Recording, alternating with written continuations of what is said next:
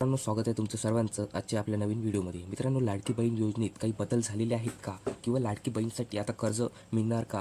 तर आजच्या व्हिडिओत आपण संपूर्ण माहितीही बघणार आहोत. तर व्हिडिओला नक्की पूर्ण बघा. तर बघा मित्रांनो, महाराष्ट्रात जे लाडकी बहीण योजना आहे या संदर्भात एक मोठा निर्णय घेण्यात आला आहे.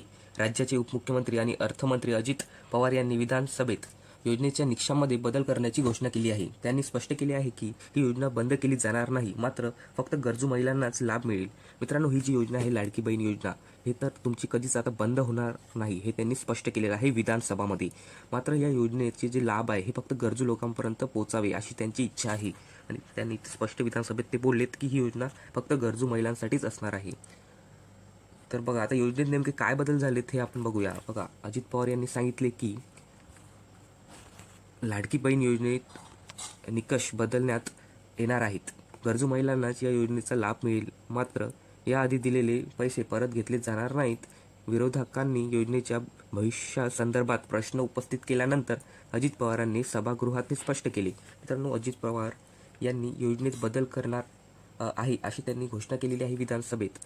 मात्र ती बदल आतापर्यंत त्यांनी स्पष्ट सांगितले नाही की नेमके कुठले बदल झालेले आहेत. तर त्यांनी फक्त घोषणा केली की बदल करणार आहे म्हणून. बघा, लाडकी बहीणसाठी कर्ज योजना नेमकं काय, तर यात का लाडकी बहीणना कर्ज देणार का, तर बघा या व्हिडिओत आपण बघून घेऊया.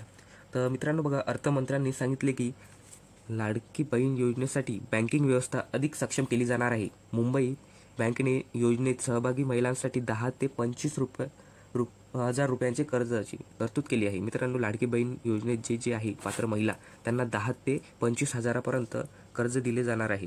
अन्य सहकारी बँकांनाही अशा सुविधा द्याव्यात, त्यामुळे महिलांना आर्थिक मदतीसोबतच स्वावलंबनासाठीही संधी मिळणार.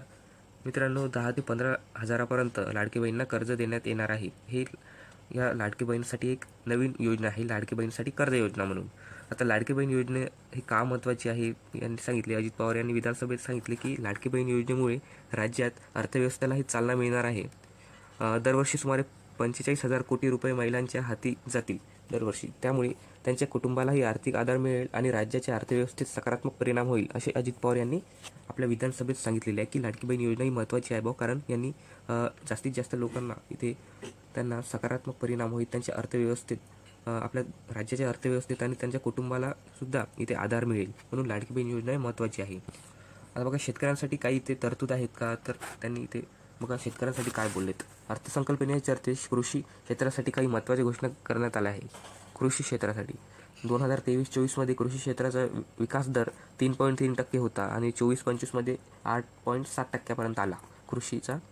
बघा मित्रांनो, अर्थसंकल्पीय म्हणजे जे कृषीसाठी जे हे आहे, कृषी क्षेत्रासाठी काही घोषणा करण्यात आल्या. त्यात त्यांनी सांगितले की हे टक्केवारी आहे 23-24 ते 3.3 होती, आता ते 24-25 वाढून 8.7% वाढलेली आहे. यासाठी AI आधारित पीक नियोजन, जलयुक्त शिवार, नदी जोड प्रकल्प यांसारख्या योजनांवर भर दिला जाणार आहे. आता भविष्यात तुमच्यासाठी हे जे योजना आहे, नवीन योजना येतील. यासाठी 2 वर्षात 500 कोटी रुपयांची तरतूद करण्यात आली आहे. 2 वर्षांनी म्हणजे 500 कोटीचं इथे बजेट आहे त्यांचं, ज्याने ही योजना आपल्या महाराष्ट्रात येतील. तर याला शेतकऱ्यांना नक्की दिलासा देणार आहे. लाडकी बहीण योजना बंद होणार का, तर हा जो प्रश्न आहे लोकांचा की लाडकी बहीण योजना बंद होणार, तर नेमकी बंद होणार का, यावर अजित पवार यांनी स्पष्ट केले की आता लाडकी बहीण योजना हे बंद होणार नाही आहे.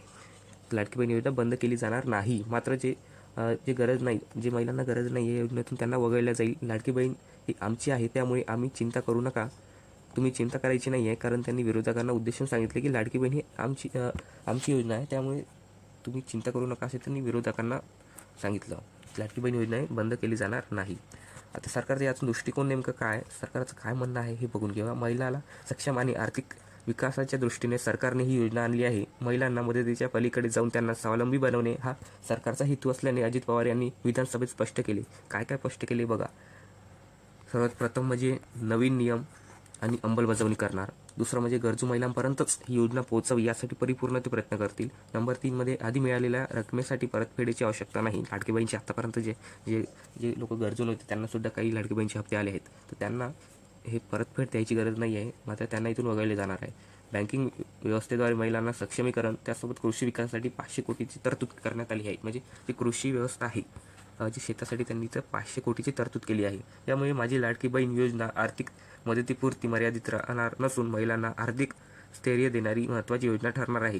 तर अशा प्रकारे मित्रांनो अजित पवार यांनी काही निर्णय इथे घेतलेले आहे आणि विधानसभेत त्यांनी स्पष्ट सांगितले की लाडकी बहीण योजना कधीच बंद होणार नाही आणि तुम्हाला इथे लाडकी बहीणचे फायदे फक्त गरजू जे महिला आहेत ज्यांना खरीच गरज आहे त्यांच्यापर्यंतच पोहोचेल आणि या लाडकी बहीण योजनेद्वारे तुम्ही आता कर्जसुद्धा घेऊ शकणार आहे. तर अशा प्रकारे हा व्हिडिओ आहे. यात आपण नवीन अपडेट बघितली. तर व्हिडिओ आवडला असेल तर नक्की शेअर करा. चॅनलवर नवीन असाल तर सबस्क्राईब करा. धन्यवाद.